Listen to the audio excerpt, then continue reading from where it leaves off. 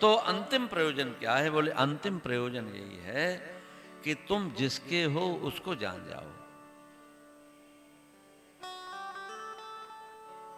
और जो छोटी छोटी बात पर तुम्हारा साथ छोड़ने के लिए तैयार बैठे हैं, है ना भाई, अगर ये मेरी बात नहीं, मैं आपके साथ नहीं हूं, है ना।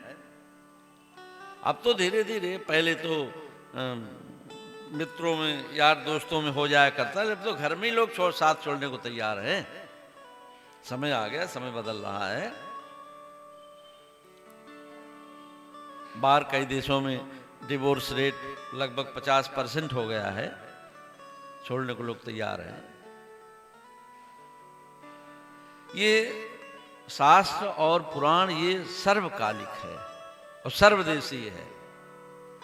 ये किसी एक देश के लिए विशेष नहीं लिखा गया, किसी एक समय के लिए नहीं लिखा गया, किसी एक समय के लिए बात नहीं कही गई, किसी एक व्यक्ति के लिए बात नहीं कही गई, व्यक्ति को माध्यम बनाया गया। सुखदेव जी ने महाराज परीक्षित को कहा कि तुमने जो पूछा है इसमें सिर्फ तुम्हारा ही कल्याण नहीं है, कृतो लोक हितम नृप।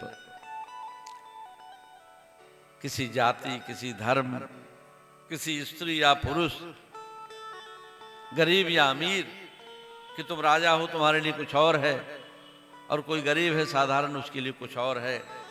जो तुम्हारे लिए है वही लोगों के लिए है, जो यहाँ के लिए वो दुनिया के लिए है। जैसे ही सांसें टूटी संबंध समाप्त हो जाते हैं, बाकी विधि विधान अपना करते रहो, आपकी भावना है, श्रद्धा है, करो, कोई बात नहीं, है ना।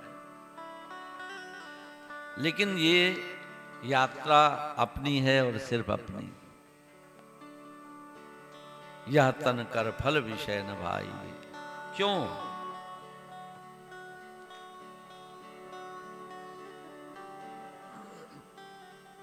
बोले स्वर्गहु स्वल्प अंत दुखदाई। इसलिए कि तुम्हारी प्रकृति ऐसा है, तुम्हारा स्वभाव ऐसा है, तुम बने ऐसे हो, तुम्हारी बनावट ऐसी है। बनावट बाहर की नहीं, बनावट अंदर की भी तो है। क्या बोले, यदि तुमको स्वर्ग का भी सुख मिल जाएगा तो भी तुमको उसमें भी कुछ न कुछ कमी नजर आएगी, कि ये और हो जाता इतना तो अच्छा है। और इससे बड़ा कोई दूसरा उदाहरण नहीं है कि इंद्र के यहाँ स्वर्ग में रंभा, उर्वशी, मेनका जैसी एक से एक अप्सराएं, सची जैसी पत्नी, है ना, ये सब होने के बावजूद भी इंद्र का मन तृप्त नहीं है। तब महर्षि गौतम की पत्नी अहिल्या पर उसकी कुदृष्टि है ना, ये सब होने पर भी। तो इतनी एक से एक अप्सराएं वहां रह रही, एक से एक सुंदरियां वहां पर हैं, उसके बाद तुमको यहां क्या लेना और देना है। इसीलिए कहा गया स्वर्गहु स्वल्प अंत दुखदाई। स्वर्ग का भी सुख यदि मिल जाए तो भी तुम्हारा मन तृप्त होने वाला नहीं है। इसलिए समय रहते अपने मन को कहीं न कहीं हमें ठहरा लेना पड़ता है।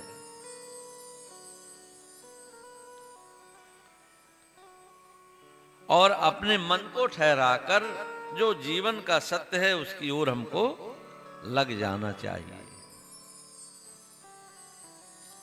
एतावान सांख्य योगाभ्याम स्वधर्म परिनिष्ठया। इसलिए जो अपनी निष्ठा है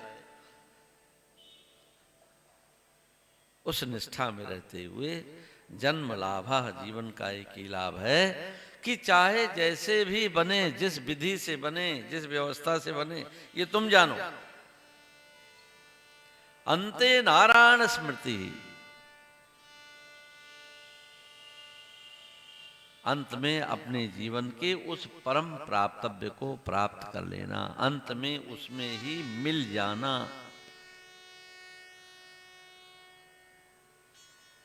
सरिताएं कितनी बहें, नदियां कितनी बहें यहां और वहां, उसकी अंतिम गति तो सागर ही है। ऐसे ही इस जीव की अंतिम गति तो वह परमात्मा ही है।